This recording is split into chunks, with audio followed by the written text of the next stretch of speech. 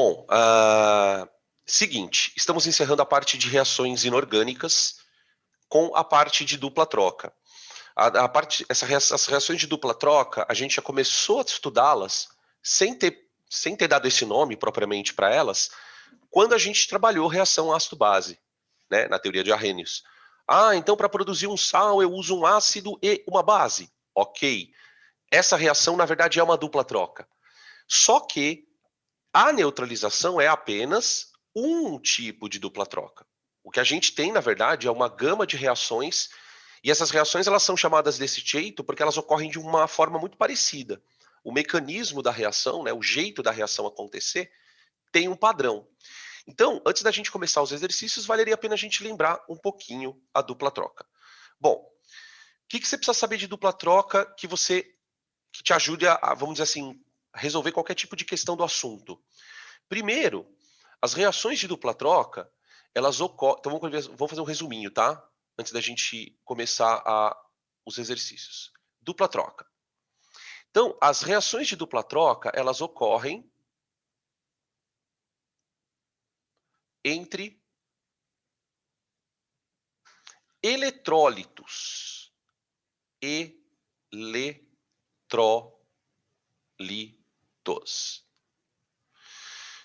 Qualquer reação entre eletrólitos, o que eu quero dizer com isso?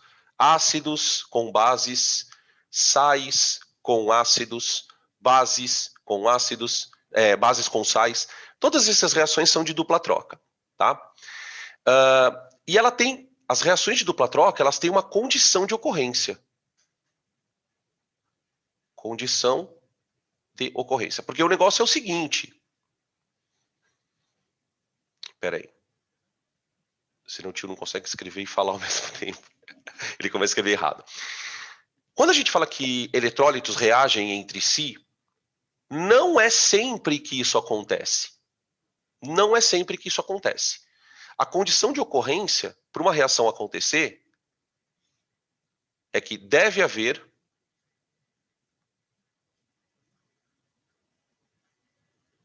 a formação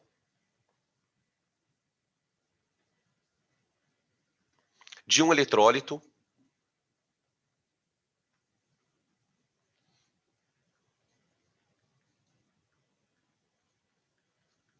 mais fraco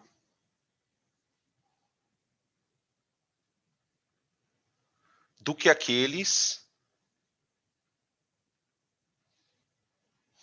Essa frase é meio estranha, a gente vai ter que explicar ela com calma. Deve haver a formação de um eletrólito mais fraco do que aqueles que lhes deram origem. Lhes deram origem.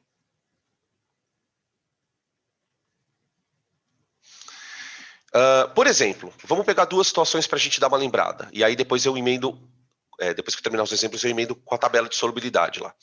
Vamos imaginar uma possível reação onde eu vá misturar cloreto de potássio.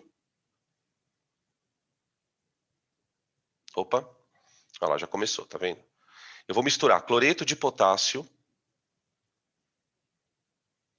com sulfato de sódio.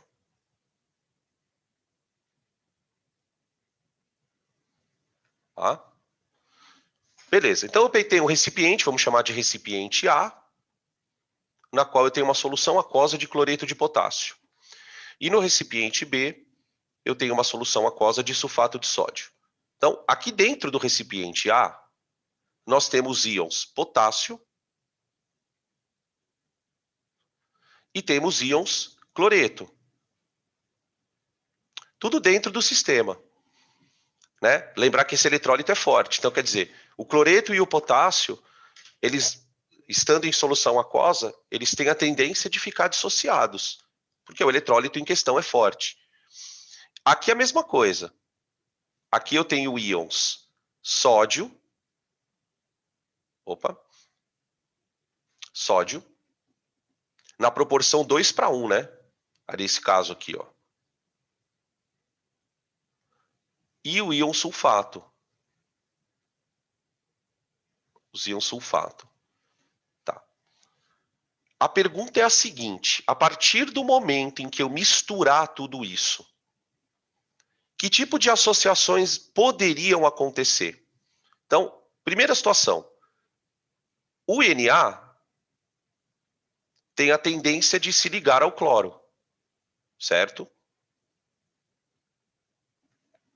O problema é que quando o Na se aproxima do cloro para se ligar e formar o NaCl, a união dos dois dá origem a um eletrólito que não consegue se formar propriamente. Não dá para dizer que você formou NaCl lá dentro. Lá dentro, o Na+, ele fica dissociado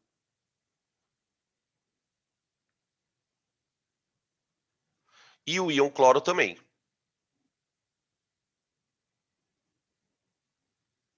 O íon cloreto também. E a mesma coisa você pode dizer da associação do potássio com o sulfato. Essa associação, ela não ocorre também. Ela não ocorre. Tanto é que eu posso escrever isso aqui, ó. K+, e SO4 2-.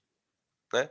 Se nós pararmos para analisar, a gente pode dizer que houve alguma transformação química, né? Porque essencialmente uma reação nada mais é do que uma transformação química.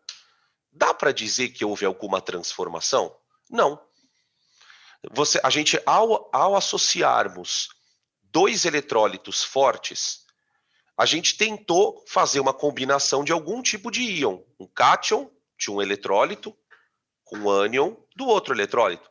Só que essas associações não ocorreram. Por quê? Porque não houve a possibilidade de formar alguma coisa lá dentro. Agora, olha como tudo muda.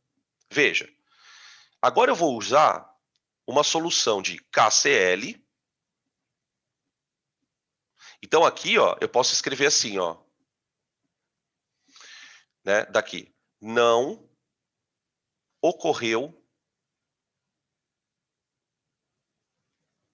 a formação de um novo eletrólito. Não ocorreu a formação de um novo eletrólito.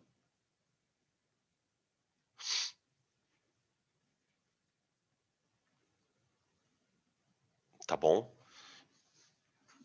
Beleza. Agora, eu vou trocar o sulfato de sódio, que eu tinha colocado no primeiro exemplo, eu vou trocar pelo nitrato de prata. Essa reação é bem famosa. Tá? Veja, aqui nós temos dois eletrólitos fortes. O KCl,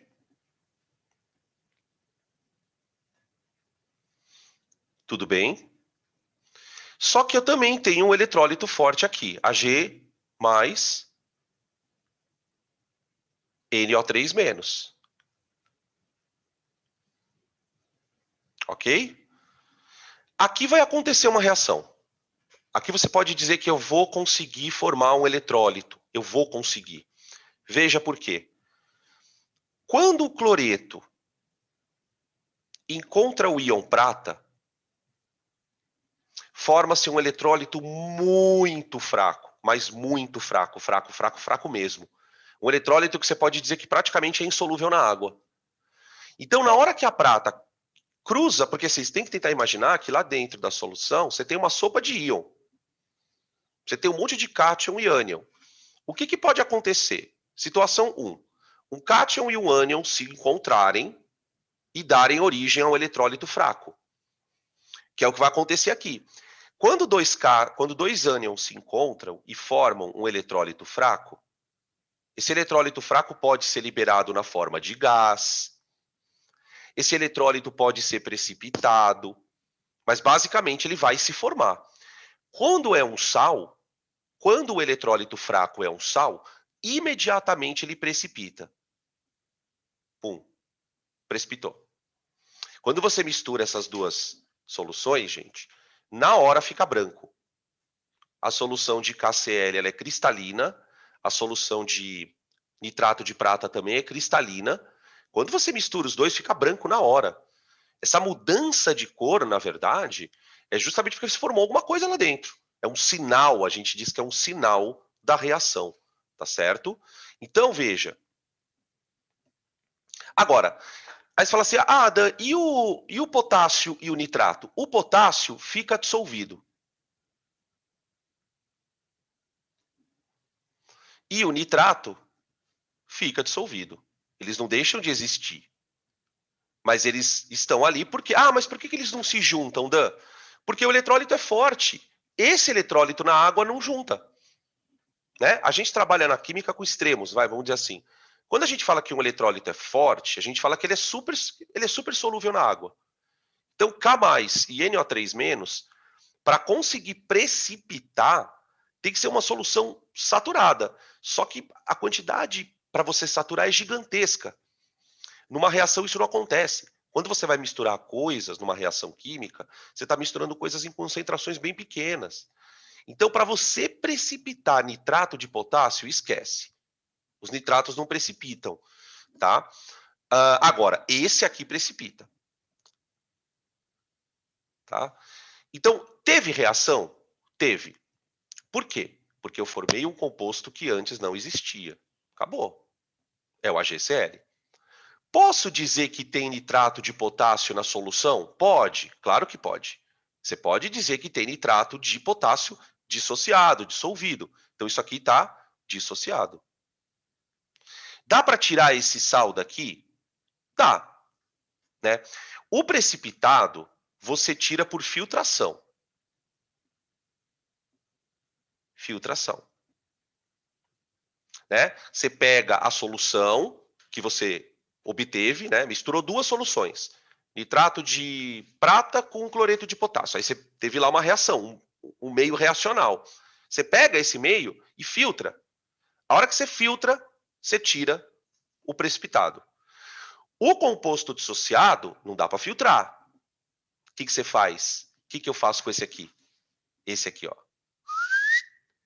Se eu quiser obter o nitrato de potássio, gente, o que eu faço com a solução?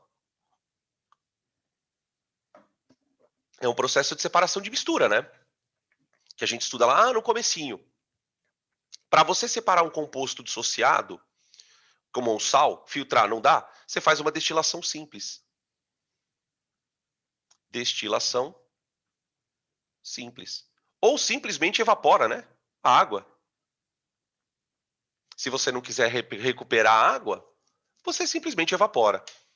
Então, na dupla troca, você consegue separar o produto, nesse caso, né? Porque ele precipitou. Quando o produto é gasoso, eu também consigo coletar ele. Você tem dispositivos que você pode usar para coletar o gás. Então, se você vai produzir um composto que é volátil, pode ser o CO2, pode ser amônia, pode ser um ácido volátil, você vamos armazenar isso num recipiente, tá bom? Beleza, gente? Deu para lembrar mais ou menos? Então, qual que é a nossa preocupação? Bom, primeiro, a reação para acontecer tem que ter um eletrólito fraco envolvido, né? Você tem que proporcionar para o meio a capacidade de um cátion e um ânion se manterem unidos, né? No caso da reação. Esse eletrólito fraco pode ser um sal, pode ser uma base ou pode ser um ácido, tá bom? Beleza. Se vocês quiserem tirar print, eu vou só mostrar também no próximo slide uma tabela, que é uma tabela que, na medida do possível, a gente tem que memorizar algumas coisas.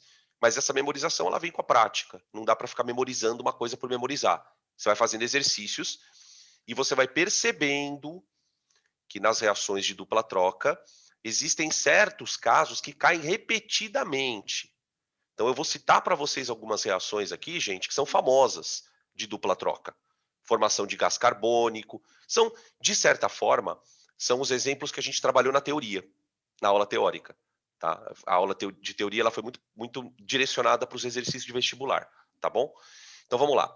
A tabela, gente, chata, é essa aqui, ó.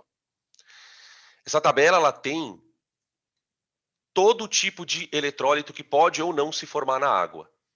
Então, a gente tem que ir lendo, e à medida que a gente vai dar uma lida juntos aqui, à medida que os exercícios forem aparecendo, a gente vai mostrando de novo isso, tá? Espera aí que tem gente entrando aqui rapidão. Oi, Gabi, tudo bom? Eu não cumprimentei a Luísa também, e nem a Carol, que vocês estavam Eu estava falando na hora que vocês entraram, desculpa a má educação, tá? É que às vezes eu não paro para falar, eu não paro para cumprimentar porque eu tô no meio da explicação, mas eu vi que vocês estavam entrando aqui, aí eu paro agora e falo, não, oi gente, boa semana.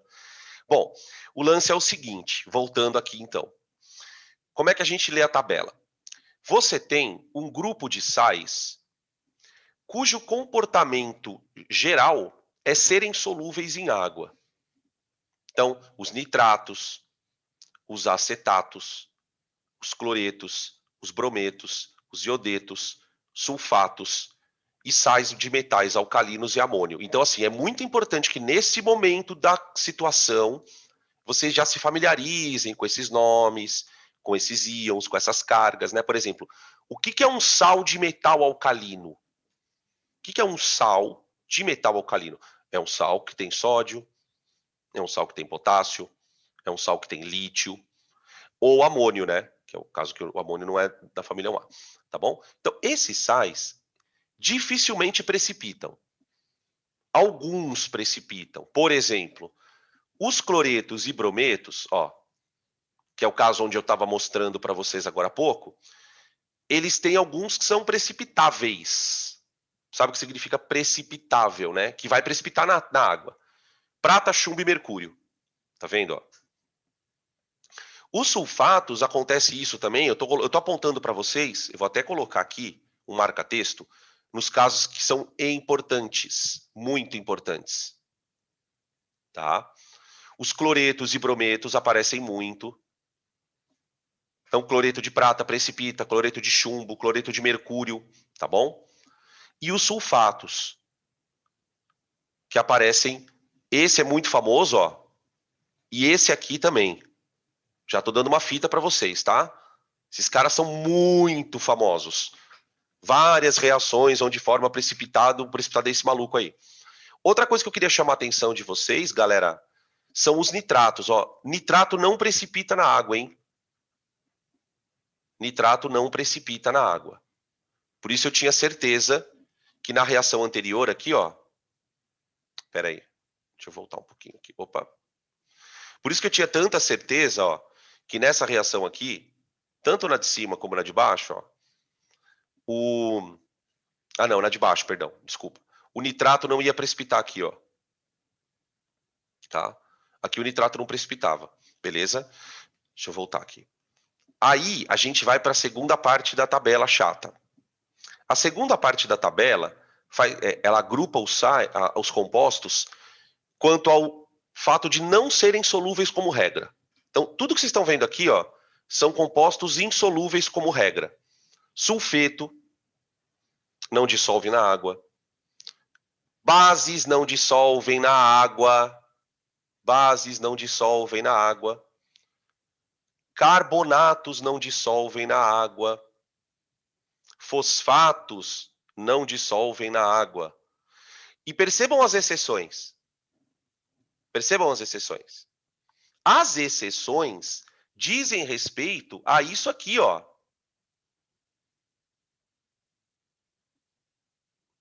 Já estava aqui. Tá? Beleza? Então, olha aqui, por exemplo, no caso das bases, ó. Quem são as bases solúveis?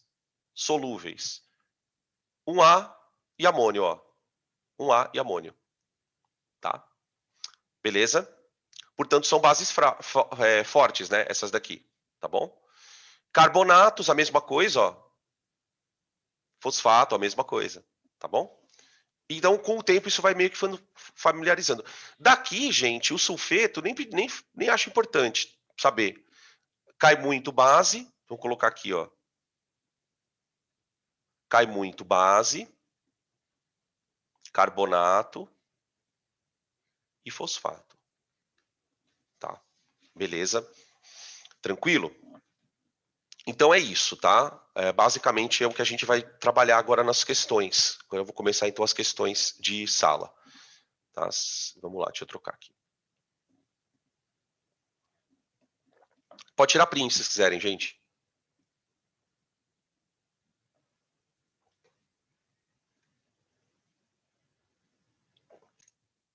Bom,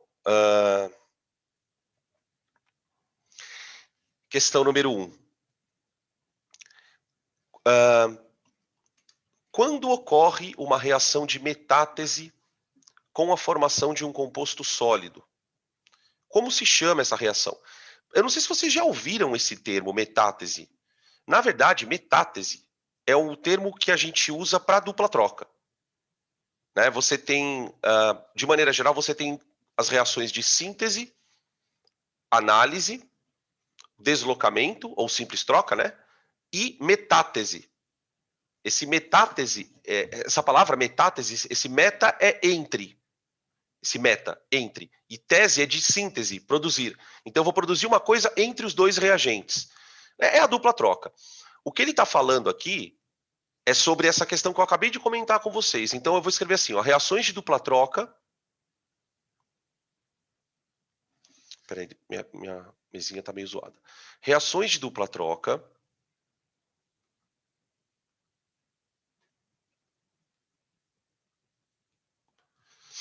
ocorrem quando dois íons originam um eletrólito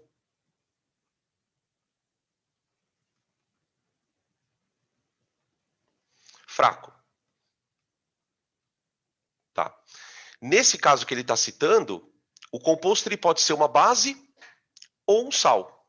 É uma precipitação. É uma dupla troca de precipitação. Tá? Então, ó, quando o eletrólito é sólido, quando o eletrólito é sólido,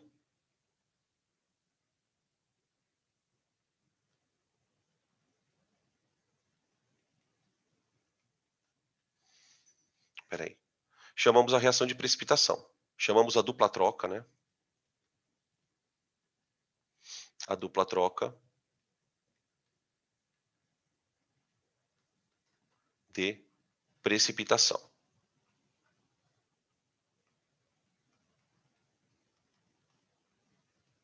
Pronto.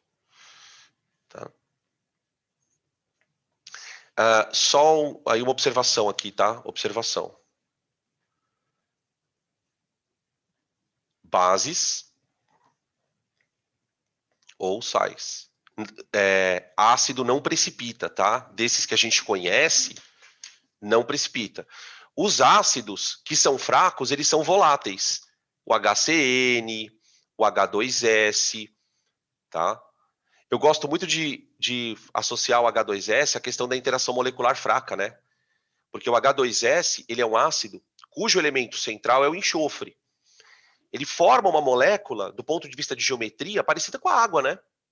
Lembra que a geometria da água é angular e do H2S, portanto, também será. Só que por conta da polaridade, o H2S tem interação de dipolo induzido. E é uma interação mais fraca que a ponte de hidrogênio. Então ele é mais volátil que a água. O H2S é um composto mais volátil do que a água. Né? E por que eu estou comparando os dois, né? Do nada, assim, estou falando sobre ácidos. Porque eu estou comparando moléculas parecidas. Estou comparando moléculas que têm elemento central parecido, que é o oxigênio e o enxofre, tá bom? Comparando moléculas que têm geometria parecida. Então é isso. Tranquilo? Então tá aí a questão número 1. Vamos passar para a questão 2, gente. Questão número 2. Ó, aqui é uma questão... Volta. Peraí. Volta. Pronto. Voltou. Valeu. Só para te dizer que você está com o microfone mutado, tá? Eu sei que você está falando comigo porque quando você fala, aparece a sua... Peraí, será que sou eu que eu mutei você, cara? Peraí. Vou voltar. Questão número 2. O que significa volatilidade? A gente já falou sobre volatilidade na aula de interação molecular. E a gente vai voltar a falar dela na parte de propriedade coligativa, que é depois da parte de soluções, lá, a parte final de soluções. Volatilidade tem a ver com uma propriedade dos vapores chamada pressão de vapor. Então a coisa funciona mais ou menos assim, ó. Eu preciso fazer o desenho para explicar o que é volatilidade, tá? E aí depois a gente relaciona com força intermolecular. Então imagine o seguinte, ó, imagina que você tem um recipiente fechado, que tem uma tampa, tá? Só que aqui tem um dispositivo para medir pressão.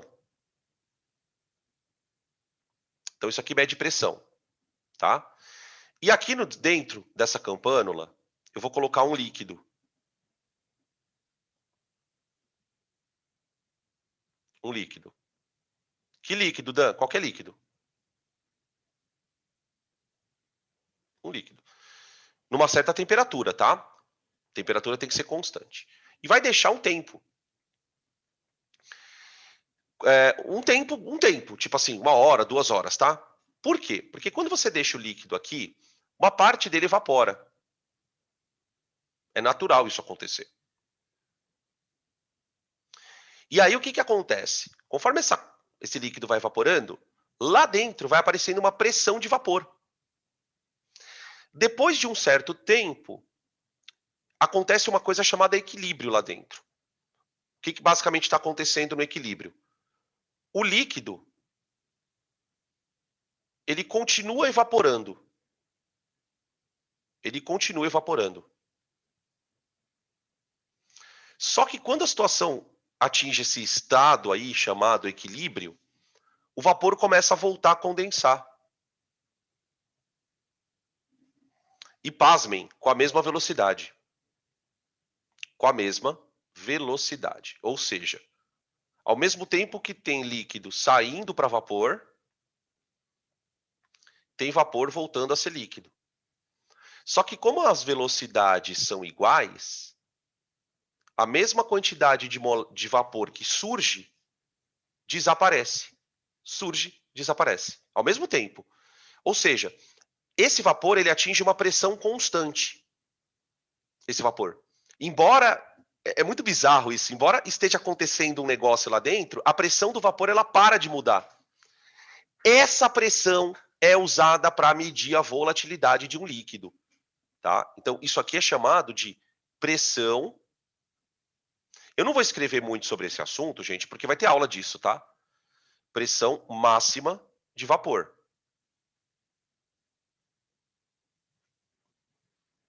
Tá bom?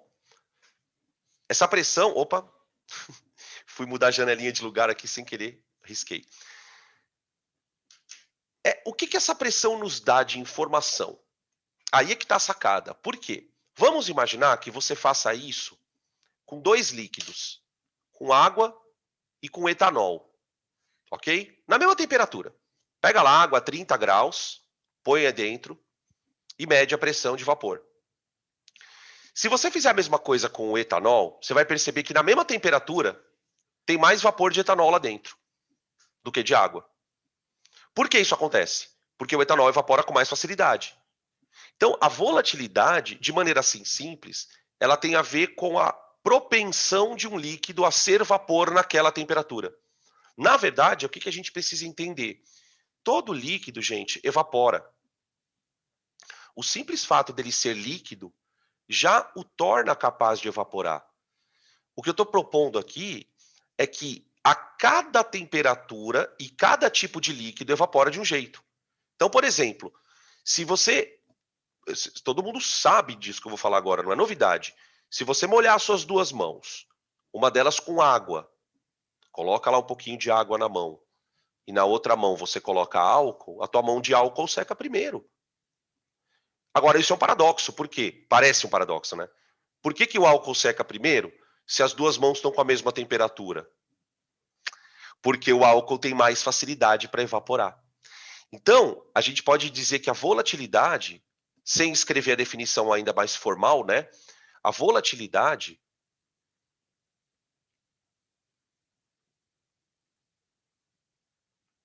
é uma propriedade associada, então vamos escrever aqui, ó, é uma propriedade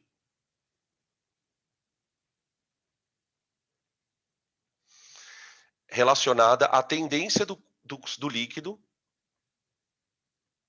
relacionada à tendência do líquido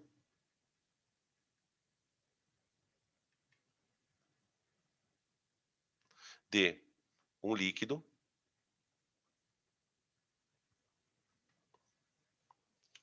a tendência de um líquido de se tornar vapor.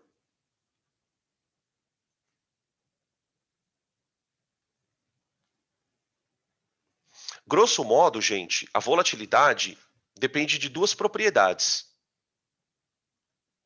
Duas propriedades. A primeira delas é a temperatura ambiente.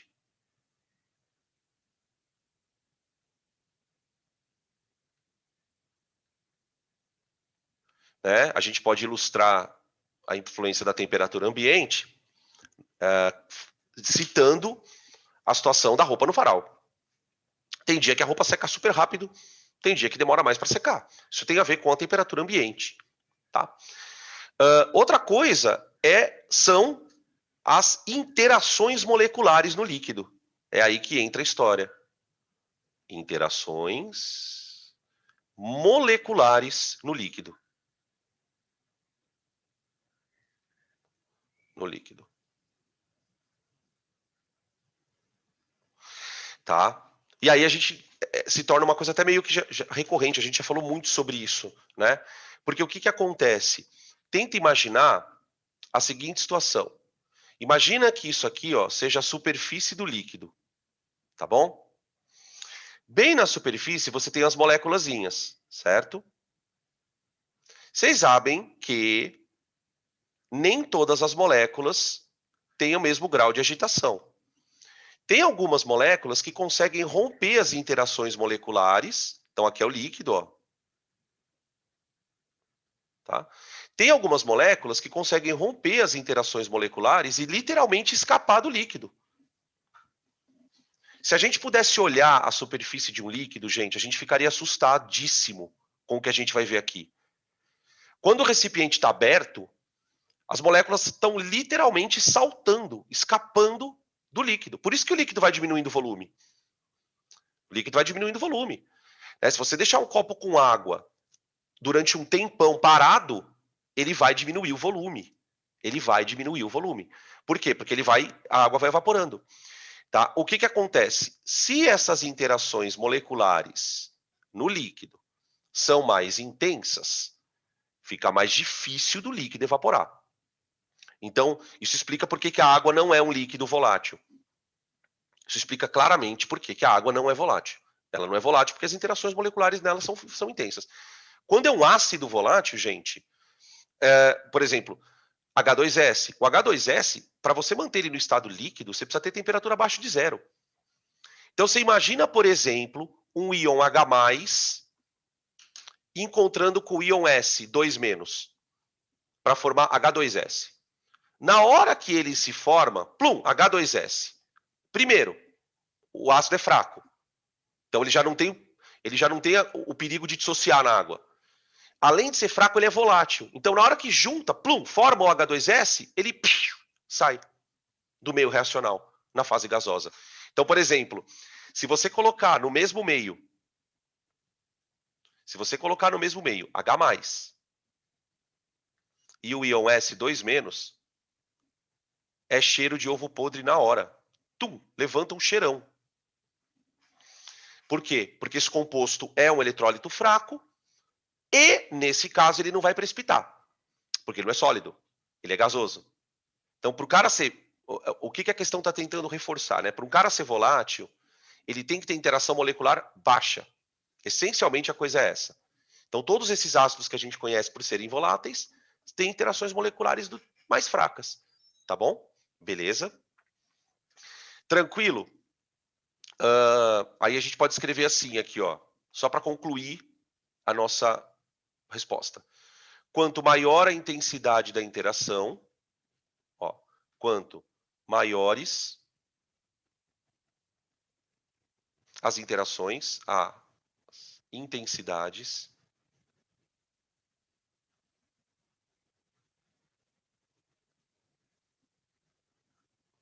das interações,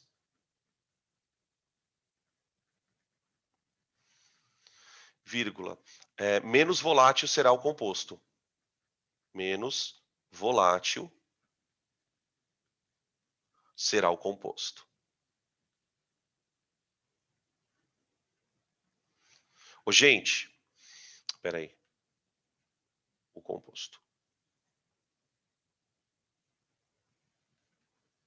Você pega, por exemplo, ácidos como H2SO4, o ácido fosfórico. Eles são ácidos que não são voláteis. Os caras fazem tudo ponte de hidrogênio. Você pega um ácido, não sei se vocês lembram na aula de ácidos, que a gente montou a estrutura de vários ácidos. E todos eles tinham ponte de hidrogênio. Todos tinham H ligado a O, H ligado a O. Então esse tipo de ácido não vai nunca desprender na forma de vapor. Nunca. Eles são ácidos perigosos, mas não são voláteis. Tá? Beleza? Então tá aí. Podem tirar print. Para a gente passar para a questão número 3.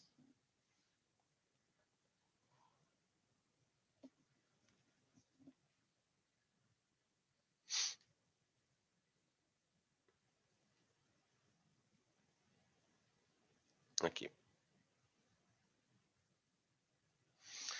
Nitrato de chumbo 2 é adicionado ao iodeto de sódio. Espera aí. Espera só um pouquinho. Eu vou fazer uma coisa para que a gente vá acostumando com as coisas, com as informações que tem que decorar, tá? Porque foi o que eu falei para vocês, né? Não tem outro jeito. Deixa eu colocar aqui a tabela, pronto. Que daí a gente vai consultando a tabela, tá? Então ele fala assim, ó. Nitrato de chumbo 2 é adicionado ao iodeto de sódio, que é o NaI. Que tipo de reação ocorre? Vai ser uma precipitação. Eu estou misturando dois sais. Quando você mistura sal, gente, não tem outro caminho. É precipitação que vai ser, tá? Explique, escreva a equação. Tá. Então, a gente já explicou 300 mil vezes, né? Vai formar um eletrólito fraco, a melhor maneira de explicar é mostrar a reação. Então, quando você vai fazer uma dupla troca, você pode escrever ela de 3 jeitos, tá? Qual que é o jeito que talvez vocês estejam acostumados? É o que a gente chama de equação global, né? A gente escreve assim, ó. NaI. Aí observem na tabela que esse eletrólito é forte. Então, se o eletrólito é forte, ele está dissociado, ele tende a ficar dissociado, né? Tá?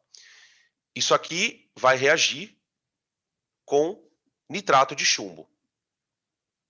Aqui eu não estou escrevendo aquoso, nada, porque o exercício não pediu. Ele não fala, por exemplo, que é uma solução de tananã. Podia escrever, tá? Bom, qual é o eletrólito que eu vou formar? A primeira possibilidade seria o sódio se formar com o nitrato. Só que a gente viu que isso não acontece. Então eu vou escrever assim, ó. PbNO3. Por exemplo, se essa reação tivesse sendo feita na água, isso aqui não aconteceria. Isso aqui não aconteceria.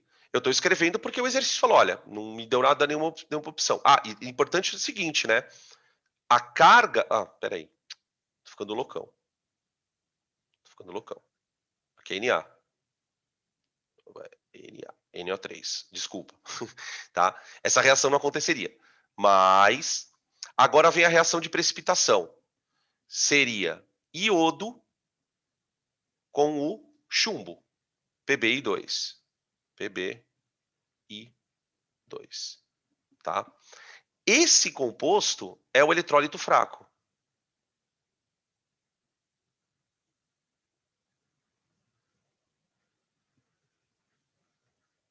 Ele é o eletrólito fraco. Tá aqui. Isso aqui é a maneira que a gente tradicionalmente escreve. E aí lembrar que tem que balancear nesse caso, né? Aqui vai ficar 2 nitratos, então vou colocar um 2 aqui. Deixa eu colocar de outra cor. Ó, vou colocar um 2 aqui. Pronto. Para balancear o nitrato. Botar um 2 aqui no sódio. Para balancear com o sódio do outro lado. E aí tá fechado, né? Dá o chumbo 1, chumbo, tá beleza. Agora, vamos imaginar que essa reação estivesse sendo feita na água. Caso a reação ocorra na água.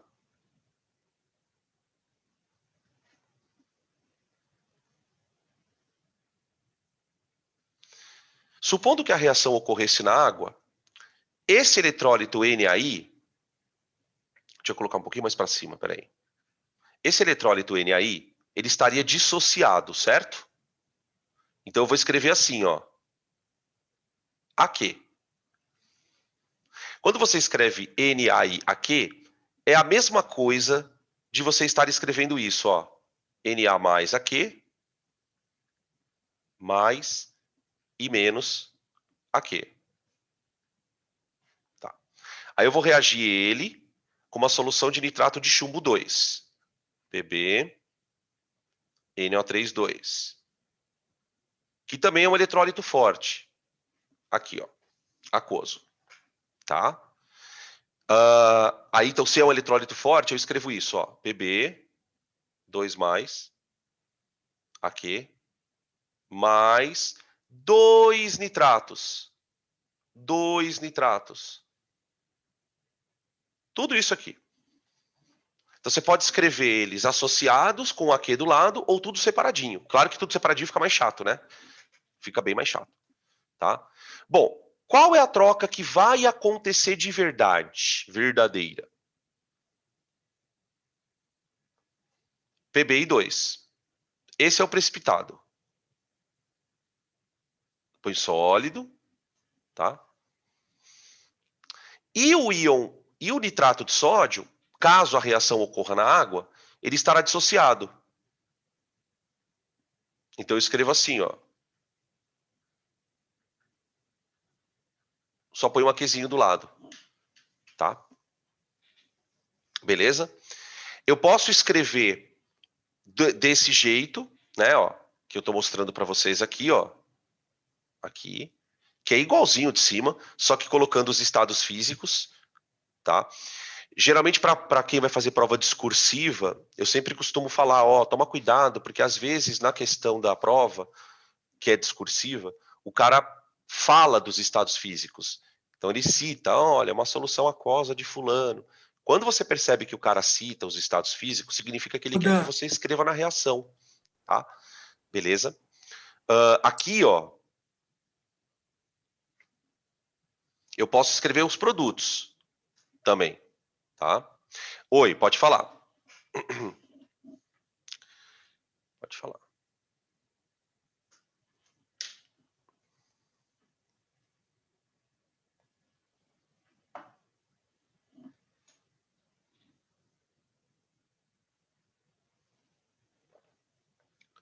Não estou te escutando.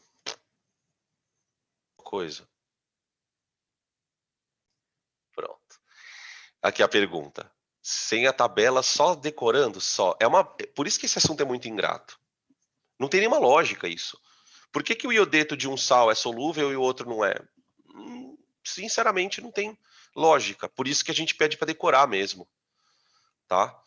Geralmente, se a gente parar para pensar nos vestibulares mais atuais, né, que são os que vocês estão prestando aí, hoje em dia já não se cobra muito que você memorize. Geralmente os exercícios dão tabelas ou dão alguma dica, tá? É mais raro o exercício perguntar alguma coisa deliberada desse tipo, tá bom? Mas a tua pergunta, decepcionantemente, você tem razão, é só isso mesmo, tá? Não tem como. Aí, o que eu estava falando era o seguinte, eu posso escrever os produtos também aqui, ó. Eu vou escrever o PbI2 junto, só assim, ó. E o sal que está dissociado, eu vou escrever ele assim, ó. Na mais NO3 menos. Aí, ó. Fica meio bizarro, né? Escrever tudo separadinho assim, mas não tá errado não, tá? Beleza? Se você perguntar para mim assim, o que aconteceu de diferente? A precipitação do PbI2. Então, a reação aconteceu por quê? Porque eu formei uma coisa que eu não tinha antes. Antes você tinha Pb separado e o iodeto separados. Agora você tem os dois juntos, tá bom? Beleza. Então tá aí a questão número 3. Vamos para 4. Questão 4. 4. Oi, Marie! Agora que eu vi você entrou aqui. Buenas tardes. Salve, salve. Oi. Maravilha. Vamos para a próxima. 4. Consulte a tabela de solubilidade e avalie a possibilidade de ocorrência das reações a seguir. Indique no caderno as reações que de fato ocorrem, identificando o tipo de reação de metátese e os prováveis produtos. Então, houve precipitação, houve liberação de gás. O que aconteceu na reação? Quando ele fala assim, indique o tipo de metátese, ele está falando disso. É uma precipitação? Houve formação de algum composto volátil? É isso, tá? Bom, na primeira reação, quem são os candidatos à ocorrência? Né? Você tem ali sódio, cloreto, que vem de um composto. Do outro composto tem cálcio e fosfato. Certo? Beleza? Olha, os fosfatos, vamos consultar a tabela que é o que ele está pedindo. Os cloretos são solúveis como regra. Então, por exemplo, cloreto de sódio na água não precipita, como a gente sabe. E o cloreto de cálcio também não. Cloreto de cálcio também não. Então, o cloreto não vai precipitar com ninguém. Ele já não precipitava com o cátion dele e não vai precipitar com o cátion do outro. E o mesmo vale para o fosfato, porque, pela regra, os fosfatos eles não são solúveis, tá? Porém, dos metais alcalinos e amônio são. Na verdade verdadeira, aqui ainda não tem nem o cálcio, né? Aqui não tem nem o cálcio. Esse composto aqui, gente, ó, ele sequer esse composto ele sequer dissocia. Ele é um eletrólito fraco, tá? Então, se ele sequer dissocia, como é que o cálcio vai sair daqui para o sódio entrar? Não tem nem como acontecer o processo. Então, eu vou escrever aqui, não ocorre. Não ocorre.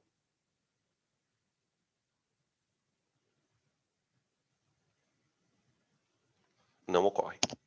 Tá? Você não vai ter chance de formar nada. Item B. No item B, vamos ver o que ele quer. Ele quer sulfeto de sódio com ácido sulfúrico. Ah, olha lá. Olha lá, olha lá, olha lá. Sulfeto de sódio na água. Quando eu tenho sulfeto de sódio na água, na verdade eu tenho sódio. Oh, eu tô com esse 2 na cabeça, gente. Pelo amor de Deus. Sulfeto de sódio. Você tem o sódio e o S2-. Aqui. Tá. Esse composto é um eletrólito forte. E aí eu vou reagir com ácido sulfúrico. Olha onde vai acontecer a dupla troca aqui, ó.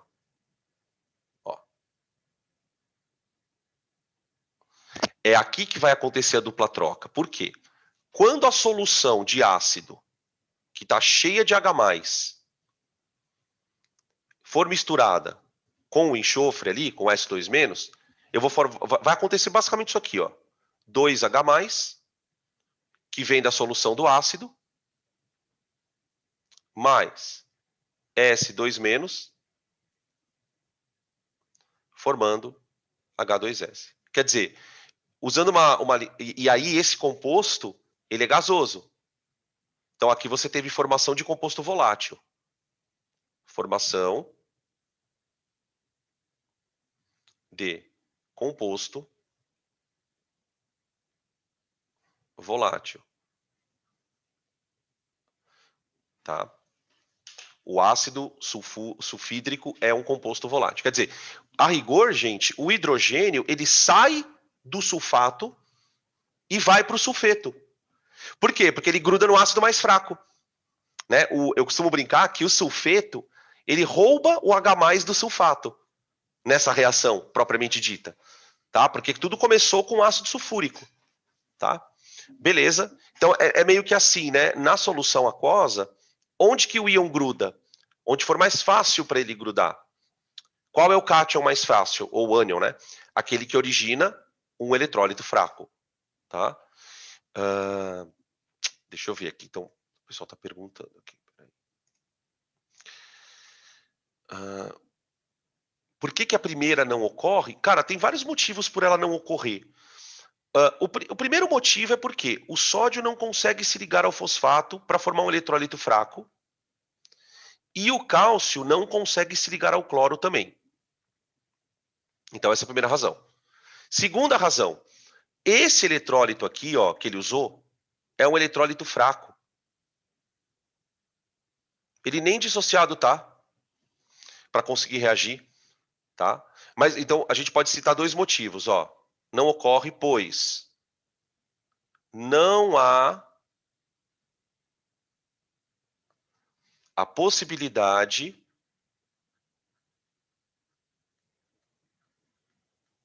de formação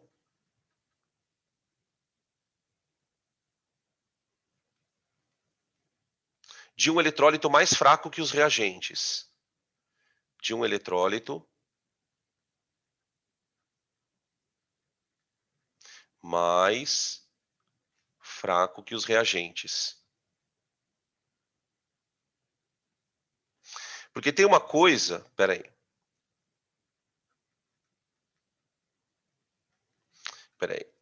O objetivo da dupla troca é formar um eletrólito fraco. Então, eu só vou corrigir um pouco a pergunta pelo seguinte. Não é que é bem o objetivo, ela só acontece se der para formar um eletrólito fraco. Por quê? Porque parte da seguinte premissa.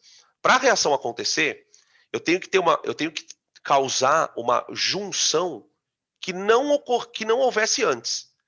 Então, por exemplo, para eu dizer que a reação aconteceu, eu precisaria fazer o sódio grudar com o fosfato ou o cloro com o cálcio. Só que nenhum desses pares forma um eletrólito mais fraco do que os pais deles. Então, quer dizer, o cálcio ele prefere ficar grudado no fosfato do que de ir para o cloreto. Deu para entender o lance? Então, é basicamente essa ideia. Tá? Acho que, não sei se eu consegui responder as duas perguntas, né, que vieram duas perguntas aqui. Qualquer coisa, vocês me interrompam de novo, tá? Fechou. E o item C,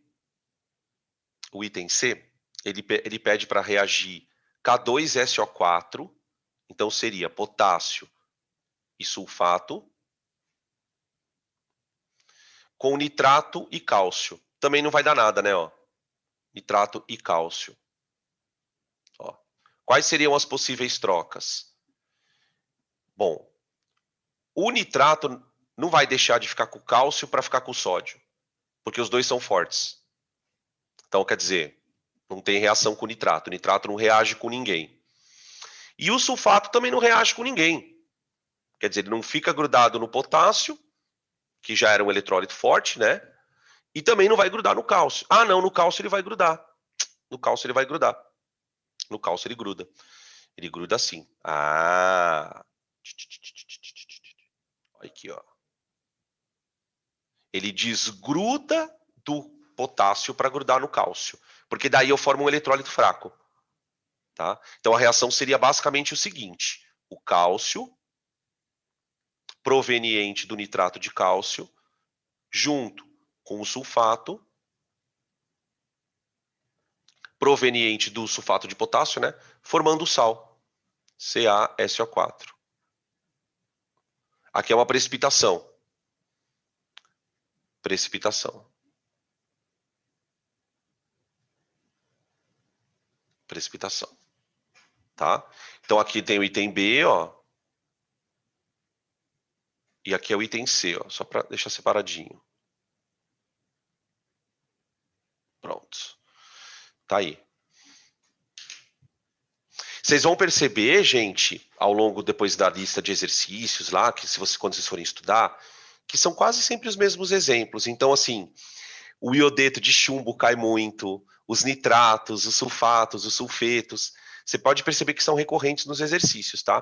Por isso que também, talvez eu tenha, não sei se a culpa foi um pouco minha também, que eu acabei alarmando vocês com essa história de decorar a coisa, sendo que, na verdade, não é uma coisa tão não tem tanta informação assim, tá? Bom, podem tirar print para a gente passar para a questão número 5.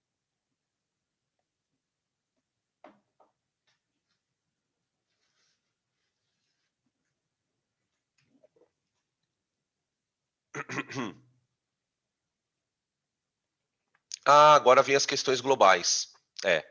Agora vem uma sequencinha de questões mais que misturam coisas assim, tá? Pode cair dupla troca, pode cair simples troca, pode cair alguma coisa de comportamento de óxidos, tá? Seria o encerramentinho dessa sequência de exercícios, tá? Aqui estão os mais difíceis. Aqui estão os mais difíceis.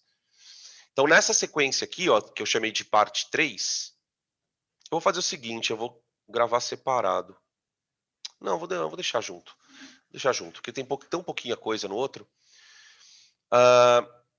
Em termos de reatividade, qual a localização na tabela periódica dos metais que são mais facilmente oxidados? Vocês lembram na tabela periódica, vocês lembram que a gente discutiu na parte de deslocamento que a reatividade, vamos dizer assim, governa se a reação vai acontecer ou não, né? E aí lembra que na tabela de reatividade, a gente dividiu os metais em blocos. Eu vou até voltar aqui para vocês, ó. Deixa eu voltar aqui. Aqui, ó. A gente meio que dividiu a tabela assim, ó, de reatividade. Você tem aqui o primeiro grupo de metais mais reativos, que basicamente são os metais da família 1A e 2A, tá bom? E depois vem o resto dos metais, né? E se você vai olhando para essa fila, você vai percebendo que a nobreza ela vai se concentrando nos metais ali de transição, né? O ouro, a prata, a platina, que são os metais de transição, tá? Embora você tenha metais de transição bem reativos, que nem o ferro, o próprio zinco, tá? Beleza. O que o exercício nos mostra, né? Ele nos pergunta. Eu vou voltar para lá para a questão. Aqui. Se você olhar na tabela periódica, vamos lembrar rapidamente, ó. A tabela periódica, ela tem os elementos de transição no miolo e nas extremidades, né, os representativos, ó. Então isso aqui é um esbocinho da tabela. Tá. Os metais, eles estão basicamente concentrados aqui, ó.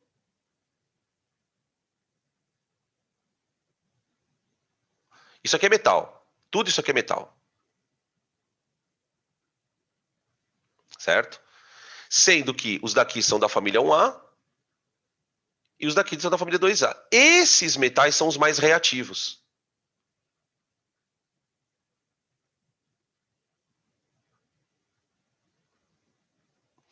São os mais reativos, né? Que são justamente os metais que têm mais tendência a sofrerem oxidação. Tá? Então isso explicaria por que o sódio desloca quase todo mundo, o potássio desloca quase todo mundo, o lítio desloca quase todo mundo. O lítio acho que é o que desloca todo mundo. Se não me engano, acho que o lítio é o mais reativo de todos. Não sei. Tô falando besteira. Tá? Beleza.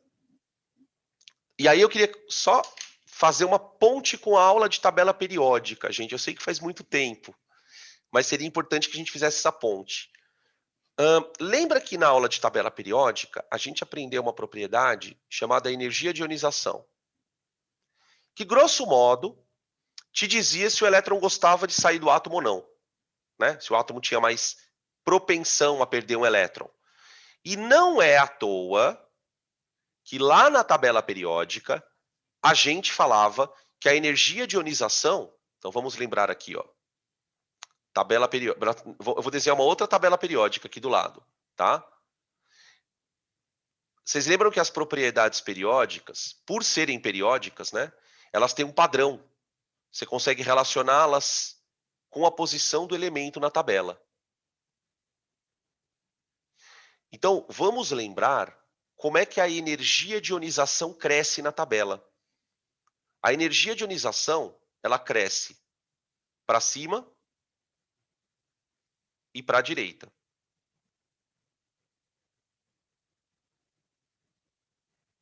Energia de ionização crescente. Por que eu gosto de fazer essa relação das duas coisas? Porque é a única forma de você conseguir entender por que o metal é mais ou menos reativo. Tá? O que acontece? A energia de ionização tem a ver, de uma certa forma, com o tamanho do átomo.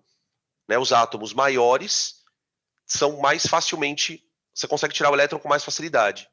Então, dentro dessa premissa, os elementos da família 1A e 2A, de maneira bem geral, têm baixa energia de ionização. Isso é uma indicação, né? O fato do elemento ter baixa energia de ionização é uma indicação de que o elemento tem facilidade para perder elétron. Ou seja, ele é reativo. Ele oxida com facilidade. Tá? Eu não estou dizendo que energia de ionização e oxidação são a mesma coisa. Não são. Porque a energia de ionização é uma coisa medida no laboratório. Tá? O átomo não ioniza sozinho na natureza. Isso é feito no laboratório. Tá?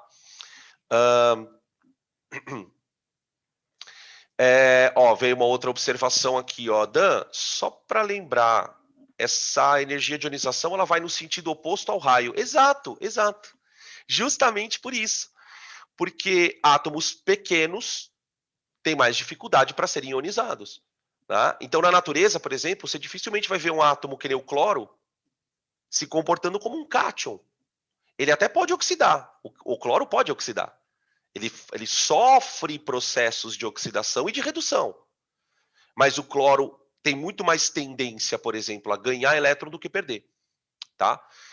Agora, quando é metal, o comportamento é muito mais fácil de prever. E aí, você precisa aprender uma coisa agora, gente. Vocês precisam guardar isso na tua cabeça. Os metais, eles existem na natureza de duas formas. Ou o metal está com carga zero, ou o metal está com carga positiva. Não tem outra possibilidade para metal, tá? Quando o metal está com carga zero, a gente diz que ele está na forma metálica.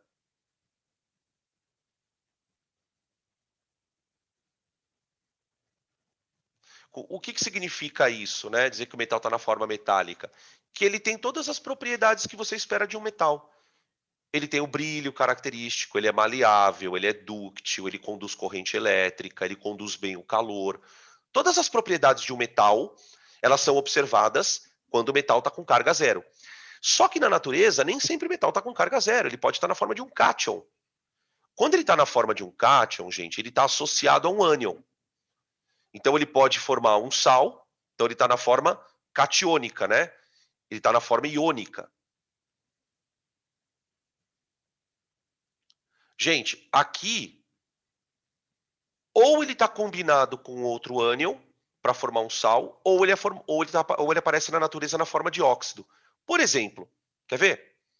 Ferro. Hematita.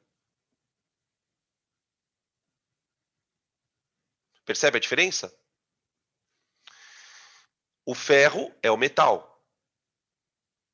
A hematita é um composto iônico que tem um ferro com carga 3. São coisas diferentes. Tá bom? Quando um metal é reativo, significa que ele tem muito mais facilidade de ser encontrado na forma de cátion do que de metal. Por exemplo, alumínio. Eu gosto de citar o alumínio porque o alumínio tem relevância para a gente. O alumínio não existe na natureza assim, ó. Não existe isso. O alumínio que a gente encontra na natureza, todo o alumínio da natureza, todo, está na forma de alumínio 3. Aí eu te pergunto, por que você acha que eu não encontro alumínio zero na natureza? Adivinha por que eu não encontro alumínio zero? Porque o alumínio é um metal tão reativo que ele já oxidou. Se um dia existiu alumínio zero no planeta, a natureza carregou de oxidar. É a mesma coisa com sódio. Todo sódio do planeta está na forma +1. Todo cálcio do planeta está na forma +2. Você não encontra certos metais na natureza. Agora, em compensação, o ouro é o contrário. É muito raro você encontrar ouro +3 na natureza. Você não encontra. Você encontra ouro zero. Então, essa observação do que a gente tem na natureza vai dizendo muita coisa sobre o metal. Tudo bem? Então, ó, para resumir a história, estamos relacionando reatividade, no caso do metal, com energia de ionização. Não estamos dizendo que é a mesma coisa, mas podemos fazer essa ponte. Ó. Um elemento que tem energia de ionização baixa, você entende perfeitamente por que, que ele é um elemento reativo. Por que, que ele tem essa tendência de deslocar os outros elementos. Tá bom? Beleza. Então tá aí a questão número 1 da parte 3. Tá? Próxima. Vamos para a questão 2.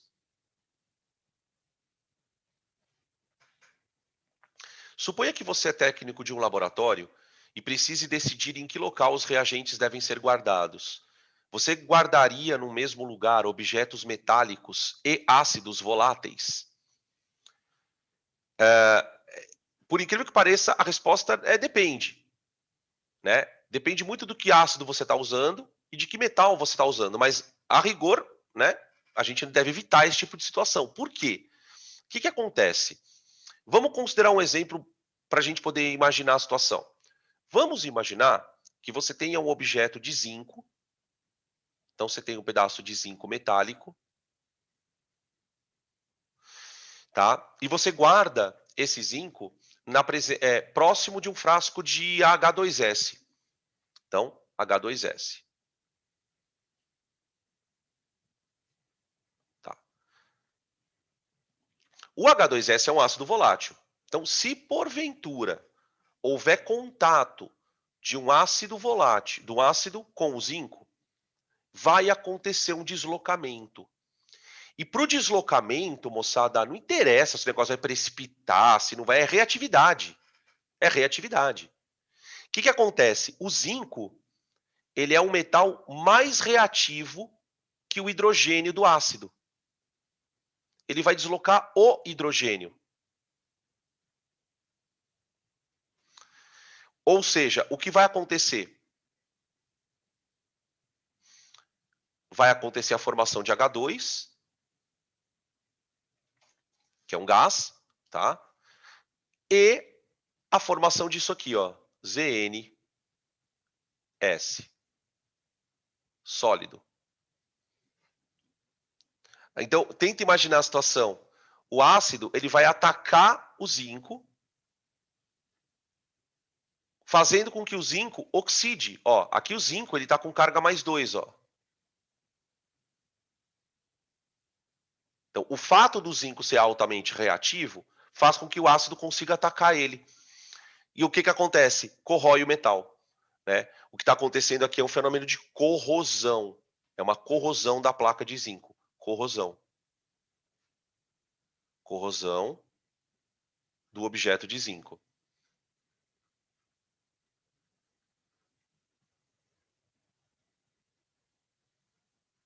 Zinco. Tá? Então, o que acaba acontecendo na prática? Se o metal tiver esse problema, você não pode guardar. Agora, se é um objeto de metal, por exemplo, como a platina, que é um metal que não é atacado por ácido, por exemplo, ou ouro, aí ok, tá? Então, vamos colocar assim, ó. A ocorrência de uma reação,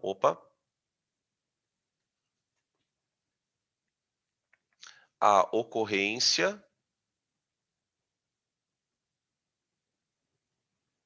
de reação, ou da reação, depende da reatividade do metal.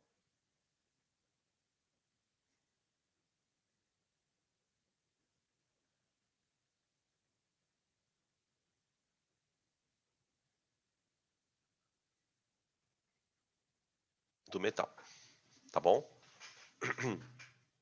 Então, os metais mais reativos têm chance de haver a reação. Se houver contato entre os dois, vai reagir, tá bom? Beleza? Tranquilo? Vamos para a questão 3.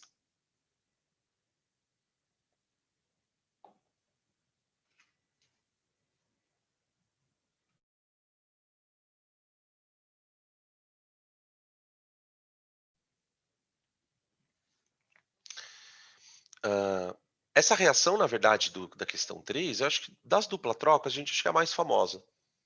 Reação de carbonato com ácidos.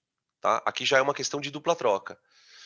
Ele fala assim, ó, o mármore é formado principalmente por carbonato de cálcio, que é o KCO3, tá? Volto, peraí. Aqui, volto. Aqui, prontinho.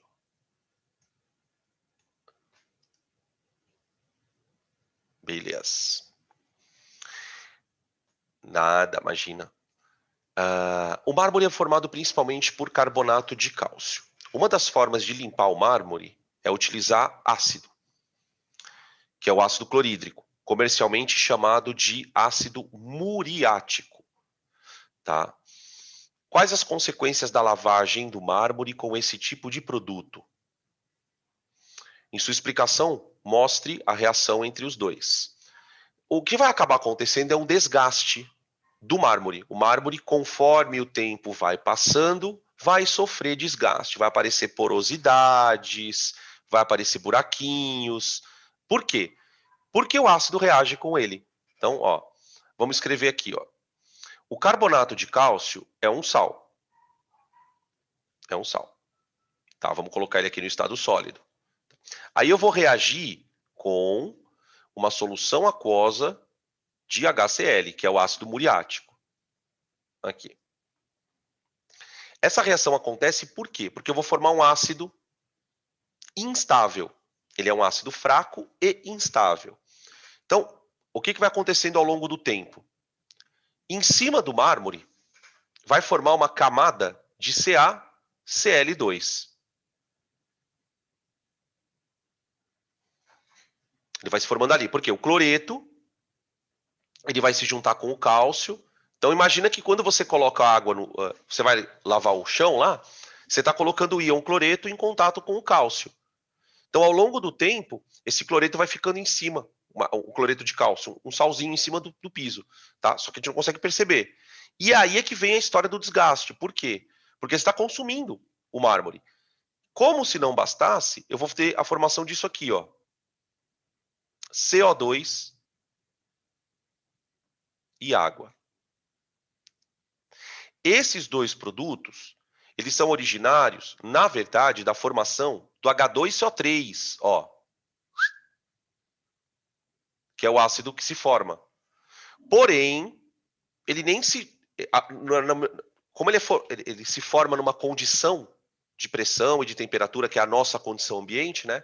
Nessa condição ele é instável. Então, na hora que ele se forma, ele já se decompõe em gás carbônico e água. Então, essa reação ela é acompanhada de liberação de gás também. Liberação de gás.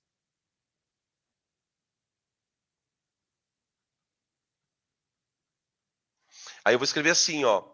A longo prazo,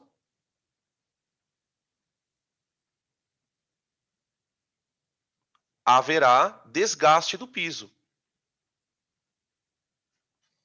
Desgaste do piso.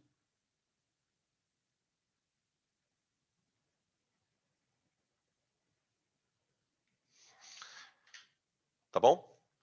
Uma reação parecida com essa, a reação em si não tem nada a ver com ela, mas o jeito dela, né, parecido, é uma experiência que se faz em escola, geralmente quando a gente vai introduzir esse assunto para os meninos do primeiro ano, né? Que essa matéria é de primeiro ano, na verdade.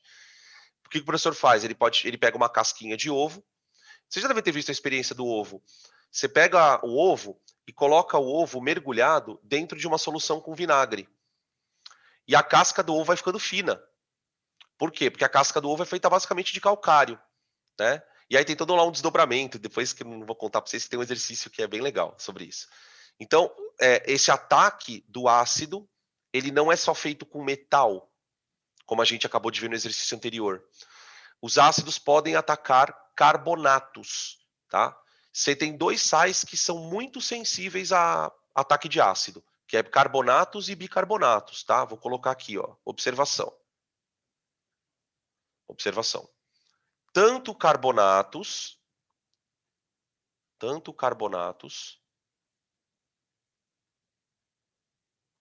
como bicarbonatos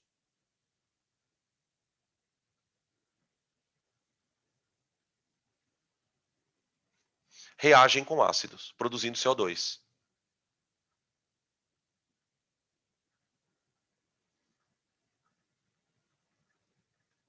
Produzindo gás carbônico. Inclusive, gente, isso aqui dá pano para manga, né? Espera aí. Por que isso aqui dá pano para manga? Certamente vocês já ouviram falar nas aulas de biologia ou de geografia do problema que o problema da acidificação dos oceanos, né? O que está acontecendo no nosso planeta? Por conta do excesso de gás carbônico na atmosfera,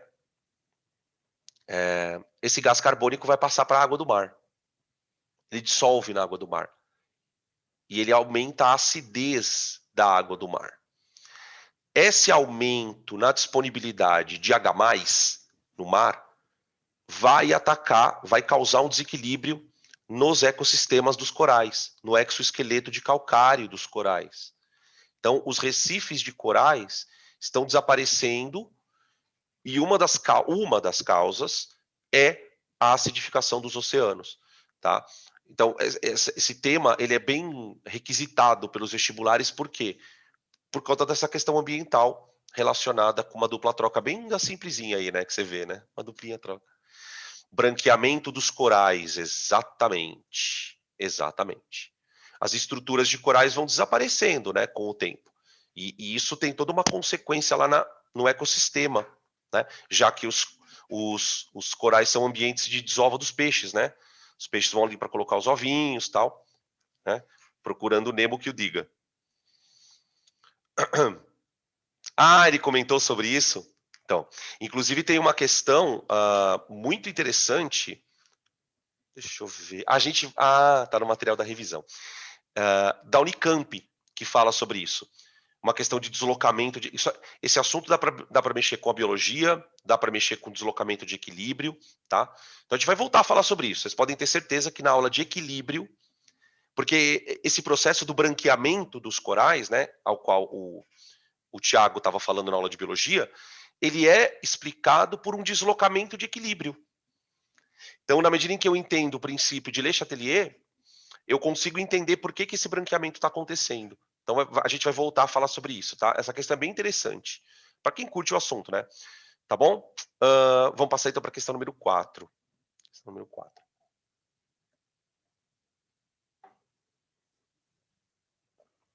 4. Durante o pesadelo do Holocausto na Segunda Guerra Mundial, uma das formas de extermínio dos seres humanos ocorria por meio do uso do ácido cianídrico, um gás incolor que mata imediatamente quando inalado. Esse gás pode ser gerado pela reação entre cianeto de potássio e um ácido. Escreva a reação entre o cianeto e o ácido clorídrico e indique que tipo de metátese está ocorrendo. Então, vamos lá. Eu vou pegar cianeto de potássio, KCN, tá? Que é popularmente conhecido como cianureto, tá? Beleza? E eu vou reagir com uma solução de ácido clorídrico. Tá aqui. Beleza? Essa reação vai dar origem a um composto volátil, que é o HCN. O HCN. Gasoso, tá? Ou seja, o que eu estou propondo para vocês? Que o íon H+, ele prefere ficar com o cianeto do que com o cloreto. Tá?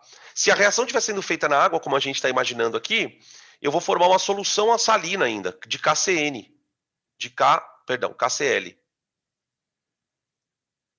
Aqui. Tá? Assim, com todo respeito, né? Se a pessoa não morresse de HCN, ela vai morrer com o KCl. Tá? O íon potássio, ele tem em concentrações elevadas e dependendo da situação, ele pode ser cardiotóxico. Então a pessoa pode ter parada cardíaca com injeção de potássio, tá? Bem trágico isso, né? Agora, só fazendo um paralelo, né? com isso. Os campos de extermínio, né, eles surgiram muito por conta dessa situação. A forma com que os nazistas acabavam matando os judeus, ela depois acabou virando uma coisa mais barata, né? Então isso aqui era muito caro para eles. Você tinha que criar um ambiente onde isso pudesse ser colocado, trancafiar todo mundo ali. Então eles começaram a pensar, bom, vamos fazer o seguinte, vamos começar a queimar os caras. Vamos começar a queimar os caras. Faz lá uns fornos enormes, sai mais barato, né? Mais rápido, porque eles estavam aprisionando tantos judeus que chegou um momento em que não havia mais lugar para colocar os caras. Então, eles precisavam gerar uma situação em que as pessoas simplesmente desaparecessem, né? Um negócio bem, bem feio, né, cara? Um negócio horrível. Enfim, tem um documentário, fica a dica aí, um documentário não, uma série da Netflix, eu me esqueci o nome agora, não sei o que da Segunda Guerra. São 7 ou 8 episódios de momentos importantes da Segunda Guerra que estão colorizados por computador. São filmagens. Porque o que acontecia, né, na guerra? As tropas iam combater, os caras levavam câmeras filmando a batalha, né? Então você tem episódios horrorosos da situação, tudo colorido em computação gráfica. Muito bom, tá? Tem um episódio que é do dia D, tem um episódio... esse episódio é feio. É um dos últimos episódios, que é quando eles chegam no campo de concentração de Dachau, que é um dos campos, né? Quando eles chegam já no final da guerra, né? Que eles não sabiam que os caras estavam lá. Então, a hora que eles chegam e veem aquilo, é uma cena bem... soldados assim, meio passando mal. O ácido cianídrico tem cheiro específico? Ele diz que tem um cheiro amendoado, de amêndoa. Levemente amendoado, adocicado. Só que como é um composto que ele é muito tóxico, a gente não deve nem ficar perto disso, né? Se você está sentindo cheiro é porque boa coisa não vai te acontecer. Mas ele tem esse cheiro amendoado, sim. Tá? De tipo, sabe, é o cheiro de amêndoa mesmo, um cheiro meio adocicado. Tá? Beleza? Então tá aí a reação já. Questão número 5, já vou passar para 5, tá? Só escrever aqui, formação de composto volátil, né? Formação. Eu vou pegar o nome da série depois. Ela é muito louca.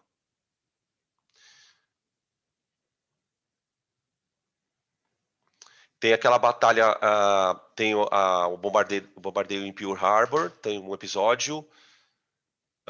Tem aquele episódio famoso dos porta-aviões no Pacífico também, do SS Nimitz.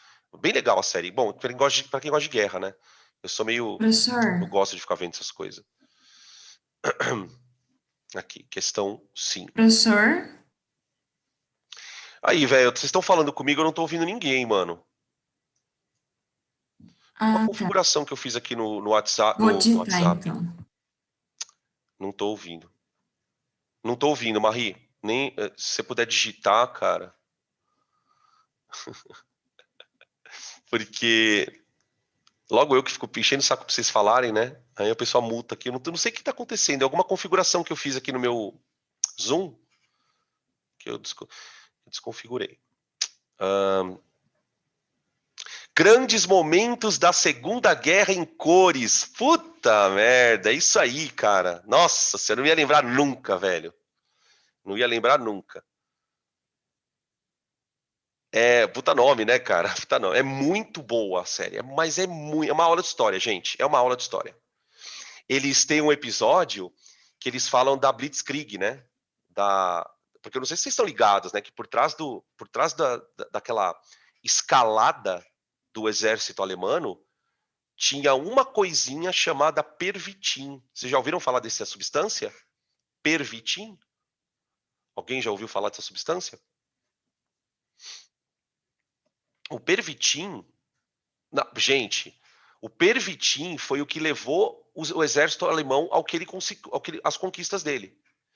O pervitin, porque assim, na época do nazismo, a indústria farmacêutica sintetizou uma metanfetamina e qualquer pessoa podia comprar na farmácia. Ela era vendida em tabletes, um tabletinho, com várias cápsulazinhas. Cápsulas não, elas eram balas mesmo. Bala de chupar. E todo mundo tomava Pervitin. Na verdade, o pervitin foi uma substância desenvolvida pelo exército nazista e o cara que desenvolveu teve a ideia de dar para as tropas.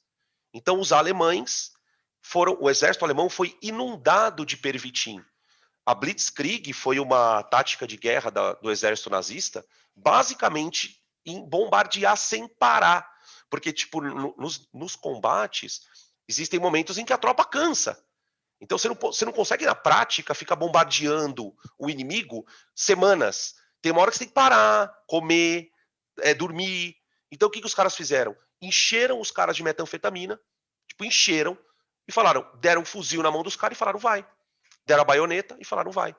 E aí os caras simplesmente transtornados, com os tanques, os Panzers, né, dos alemães, os caras da Luftwaffe, tudo cheio de anfetamina na cabeça. Imagina, Rebite, meu, gente, isso é o ponto alto da guerra.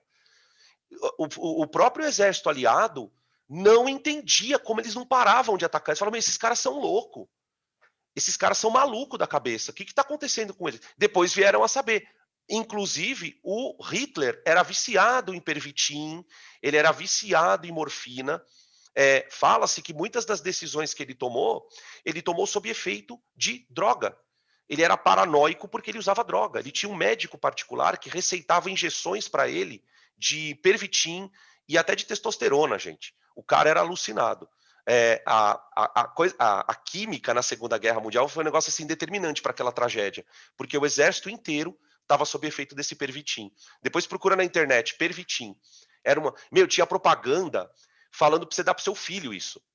Porque a pessoa que toma o pervitin, ela sente basicamente euforia, ela aumenta o tempo de vigília, ela come menos. Então, assim, naquela sociedade onde a propaganda nazista queria colocar na cabeça das pessoas de que o ariano ele era superior, ele era um povo que produzia mais, ele era um povo que trabalhava mais, ele era um povo mais forte, então aquilo veio como uma luva.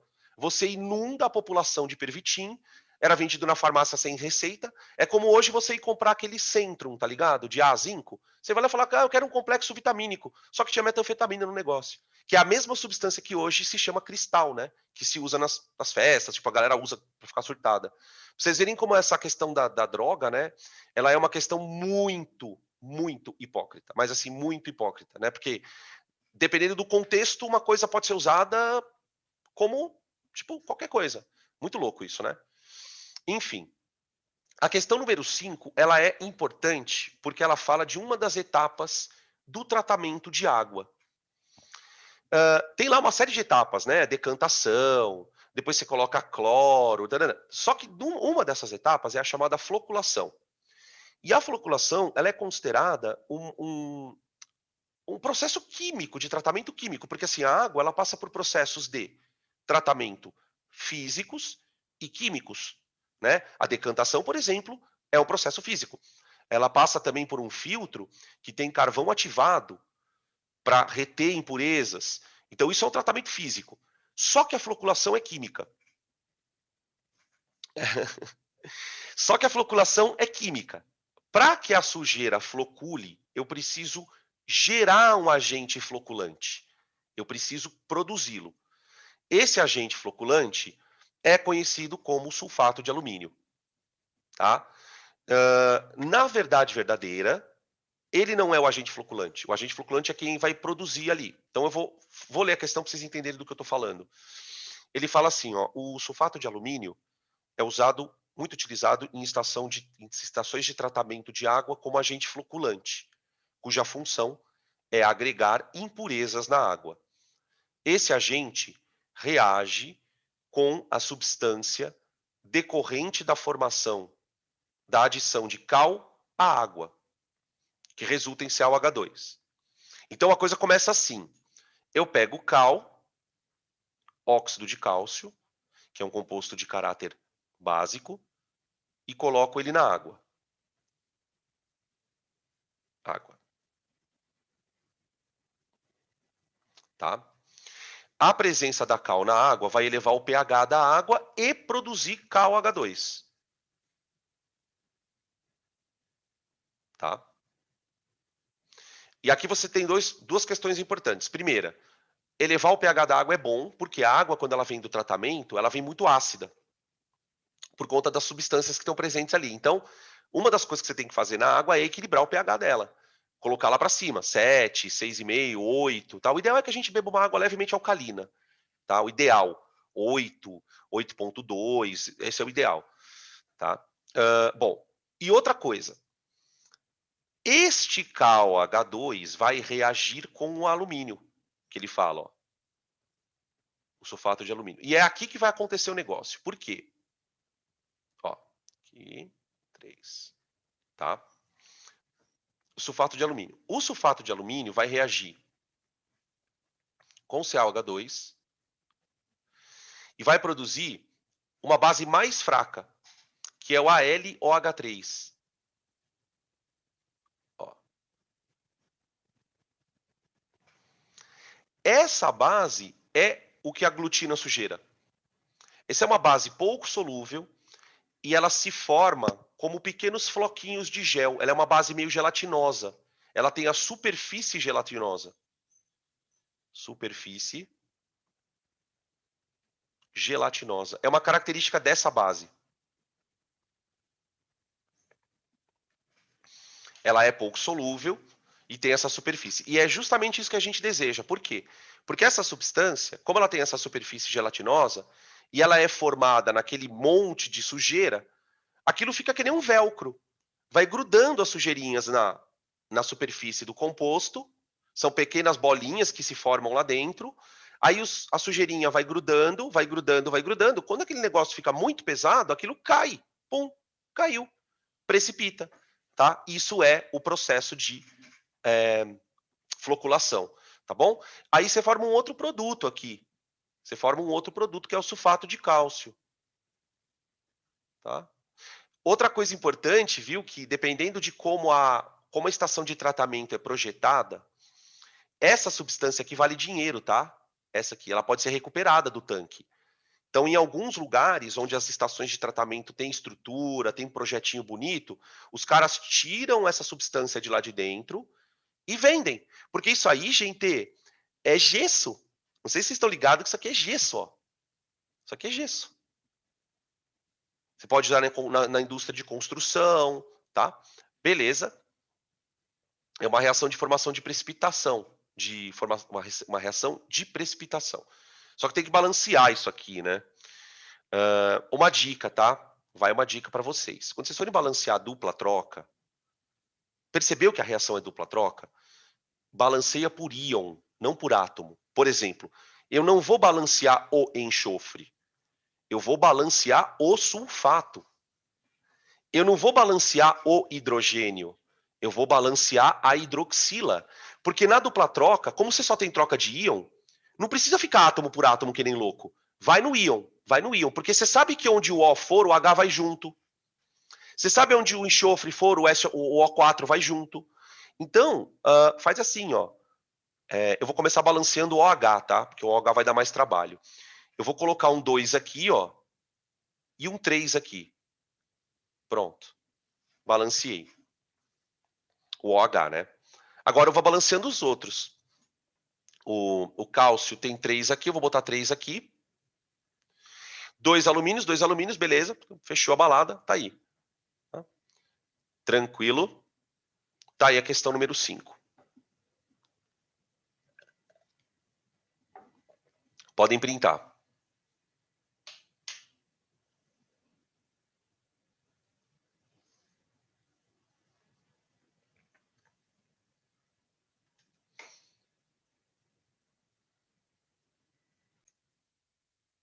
Questão número 6.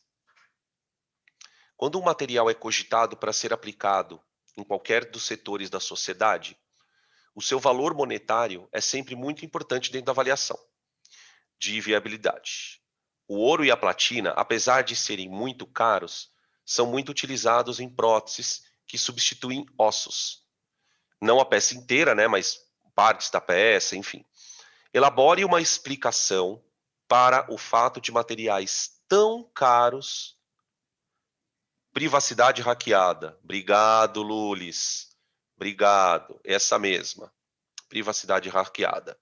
É uma história real, na verdade, né? Que mostra lá a história toda da Cambridge Analytica. Privacidade hackeada.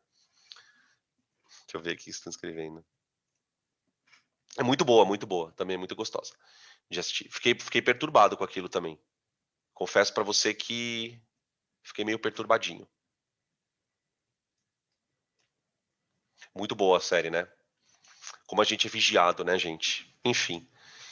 Essa questão, gente, a questão 6, do nada, o pessoal muda o tema, né? Do nada. Essa questão de você ser vigiado, não. Essa questão 6 mesmo, ela fala de uma coisa que é assim: o ouro é caro porque é nobre ou ele é nobre porque é caro? Afinal de contas, a gente dá valor para o ouro por quê? Porque ele é nobre. A nobreza é uma característica química dele, né? Embora a gente use a expressão, né, nobreza como sentido de valor, valorar a coisa, o ouro é nobre antes de ser valioso, porque ele é nobre, é dele. O que a gente diz, o que a gente fala, né, a respeito de um material nobre? O material nobre é aquele que não reage.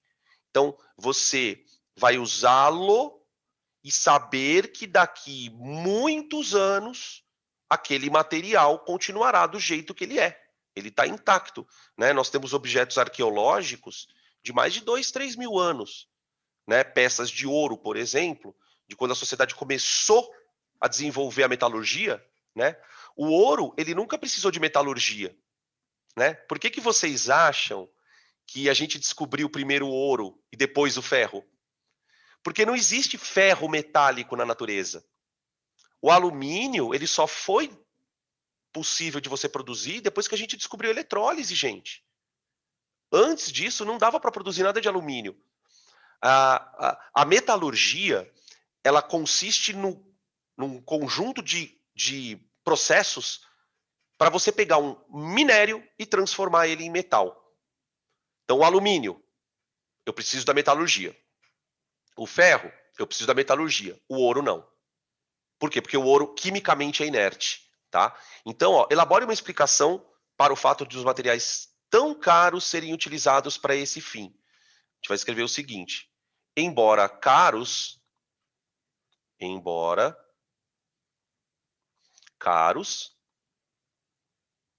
são inertes.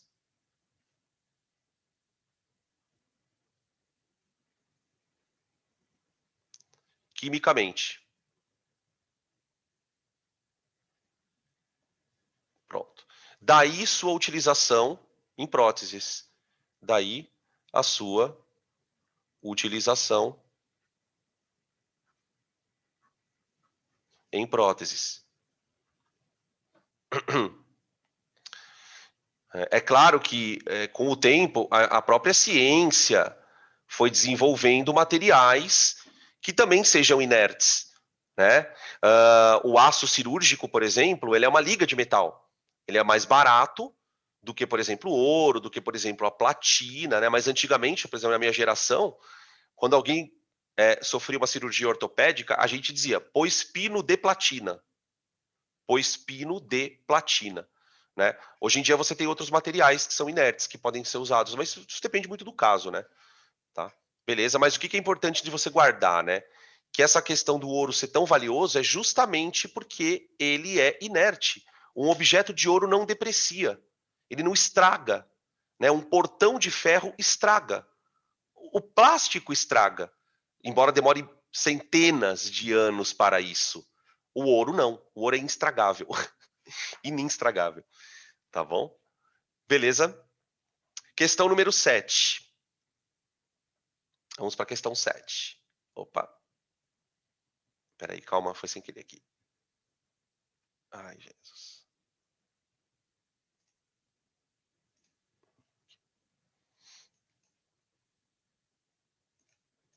Pronto. 7. A condutividade elétrica de uma solução aquosa é proporcional à quantidade de íons nela dissolvida. Então, quanto mais íon, mais conduz corrente. Quanto maior o número de íons num determinado volume, mais facilmente a eletricidade é conduzida. Vocês estão... Presta atenção no que ele fala. Presta atenção no que ele fala. Quanto maior o número de íons em determinado volume, ou seja, quanto maior a concentração de íons,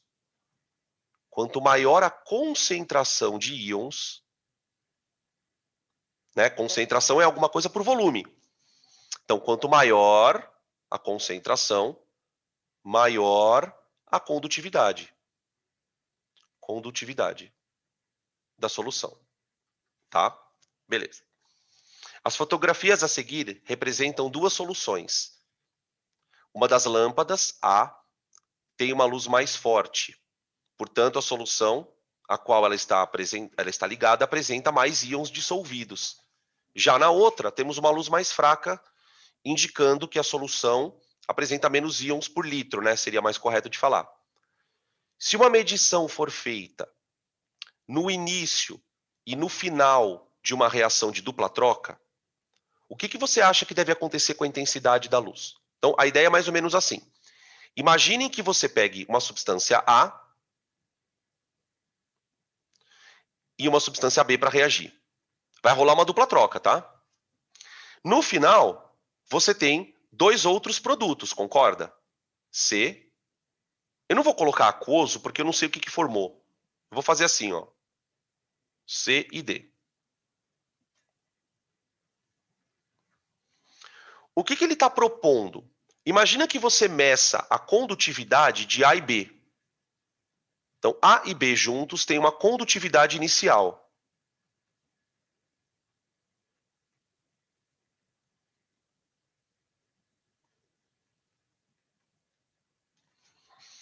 Tá, aí a dupla troca aconteceu.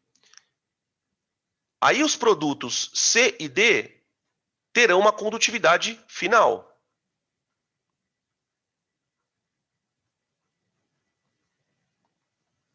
O que a gente espera que aconteça? Bom, a condição para que aconteça a dupla troca é formar eletrólito fraco. Se ocorrer uma reação, portanto, houve a formação de um eletrólito fraco, certamente tem menos íon dissolvido lá dentro. Certamente tem menos íons dissolvido. Ou seja, a condutividade diminui. Então eu vou escrever assim, ó. Na ocorrência da reação,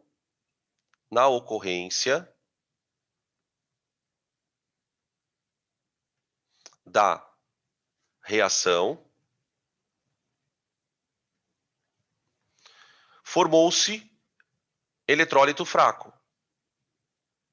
E aí, a gente tem uma questão aqui que é a seguinte, né, moçada? Eu posso ter formado um eletrólito fraco ou às vezes até os dois.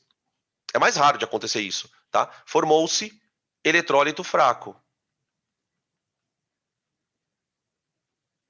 Fraco. Vírgula. Ou seja, a menor quantidade de íons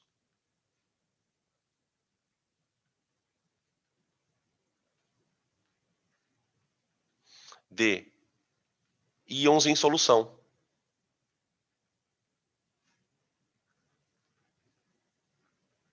Então, quer dizer, percebe que a gente volta a falar do Arrhenius aqui de novo?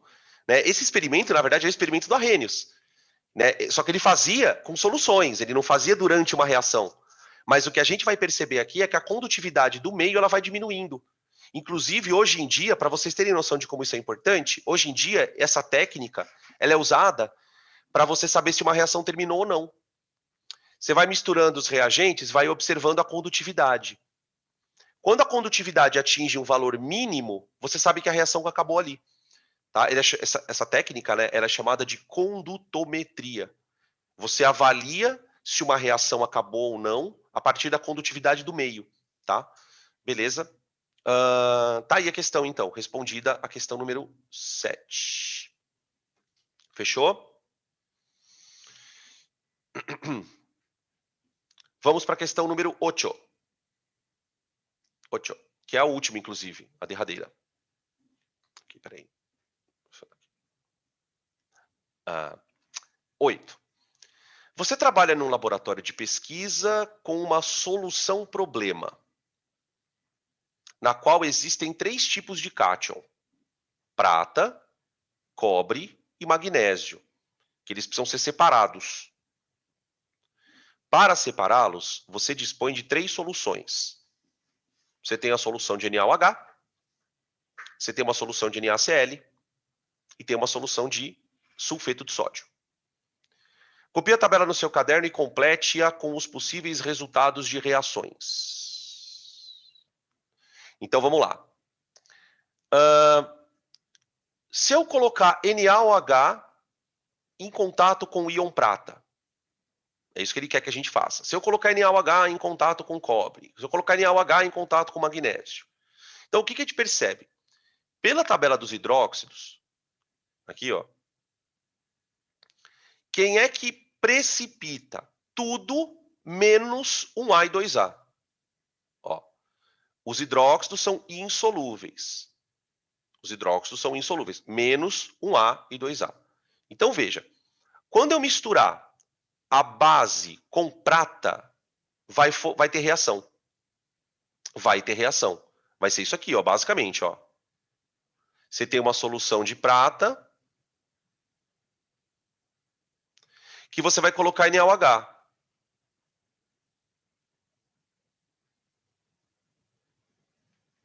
O que vai acontecer? Ah, mas Dan, cadê o íon da prata? Não sei. Pode ser qualquer tipo de íon, pode ser nitrato de prata, alguma coisa de prata. O importante é que a prata está ali. Essa coisa que está junto com a prata não vai reagir. Então ele nem cita no texto quem é essa prata que está lá, tá? Bom, você vai formar o quê? Na mais AgOH. Ó, precipitou, tá vendo? Isso vai acontecer tanto com a prata como com o cobre. Como com o cobre. Com o magnésio, não. Com o magnésio não reage. Tá? Você precipita a prata e você precipita o cobre. Percebe como essa questão o que isso significa na prática? Se você quiser tirar a prata dali, você não vai conseguir tirar com a mão. Uma prata, tira outra. Você vai ter que jogar lá dentro uma coisa que precipite com a prata, porque aí você filtra isso aqui, ó. Opa. Você filtra isso aqui, ó, moçada. Tá? As reações de precipitação, elas são super importantes justamente para conseguir tirar coisa da água. Tem muito metal pesado que você só tira desse jeito. Tipo, sei lá, uma indústria deixou cair chumbo 2 na água. Você vai ter que precipitar aquele chumbo, por exemplo. Tá? Quem mais reage? Ó? O cloreto, ele reage com a prata. Ele reage com a prata. Com o cobre, ele não reage. E nem com o magnésio. Então, o cloreto, ele reage com a prata. Não reage com o cloro. E não reage com o magnésio. Tá aí. E o sulfeto, gente, só não reage com o magnésio. O sulfeto. Ó, ele não reage com o magnésio, o sulfeto está aqui, ó. Ele é insolúvel quase sempre. Ele reage com a prata, formando sulfeto de prata. Ele reage com o cobre, formando sulfeto de cobre. Tá? E é isso aí, pronto. Beleza? Aí no item B. Então, isso aqui era para completar o item A, né? Avalie os resultados da tabela e proponha um mecanismo para tirar esses cátions dali. Tipo, porque assim, no exercício ele fala o seguinte, deixa eu apagar isso aqui. Isso aqui não é bobeira, tá? Não precisa saber. Não que não precisa saber, mas só para estar explicando. O cara, ele tem um recipiente que tem lá dentro Ag+, que tem cobre. Deixa eu colocar mais para cima, porque eu acho que vai dar um espacinho. Você tem Ag+, você tem cobre e magnésio. Eu quero separar esses íons. Então eu tenho que fazer alguma coisa para tirar os caras dali. Ele quer que a gente meio que diga o que eu vou fazer. Geralmente a gente usa, para fazer esse tipo de situação, a gente vai usar um fluxograma, tá? Fazer um fluxogramazinho. Tá? Ó, tem uma coisa que você tem que ter em mente. O magnésio é o íon que você não vai conseguir precipitar. Você não vai conseguir precipitar magnésio nunca. Então, ele vai ficar lá dentro.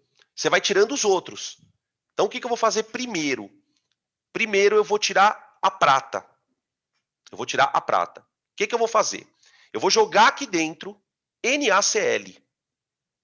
Ó, então, eu vou fazer um fluxograma aqui.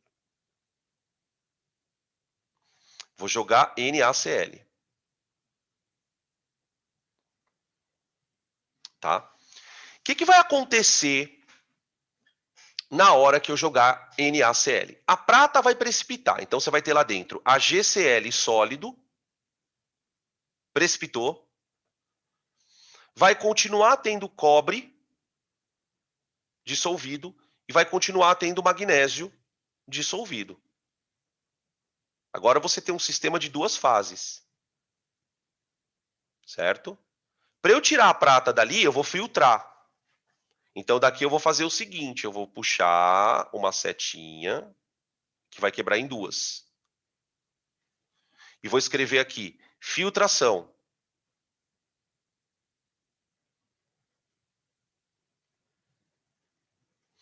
Tá? Da filtração, eu vou tirar o AgCl. Filtrei. Pronto. Isso aqui é o resíduo, né, que a gente chama. O que continua na água? Cobre e Mg.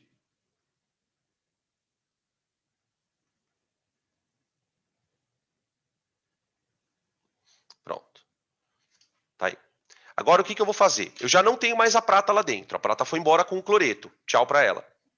Agora eu vou colocar uma outra coisa que precipite o cobre. Eu posso colocar NaOH, por exemplo. Né? O NaOH ele precipitaria o cobre e a prata. Por isso que eu não coloquei ele primeiro. Eu tinha que colocar uma coisa que precipitasse só um íon e deixasse os outros aí. Você vai tirando um por um. Né? Não tem como se tirar de uma vez só. Então você vem aqui, taca NaOH, taca NaOH. Na hora que você tacar NaOH, o que vai acontecer? O cobre precipita. CuOH2. E aqui o magnésio fica. Tá? Como não tem espaço mais, eu vou fazer o seguinte. Eu já vou quebrar em dois aqui. E já faço isso aqui, ó. E coloco aqui filtração embaixo também, ó. Filtração. Aqui, ó. Filtração. Então você joga o NaOH, espera ele precipitar e filtra. A hora que você filtrar, o magnésio passa com a água. Ele vai embora. O magnésio 2 ele fica lá dentro. Tá? E o cobre foi precipitado e foi retirado da solução junto com o íon OH. Tá bom? Beleza? Tudo bem? Beleza? Então, ó, são 3 íons, eu precisei de 2 etapas. Primeiro eu tirei um, depois tirei o outro, e aí finalmente deixei o magnésio ali. Tá aí. Beleza, galera? Perguntas.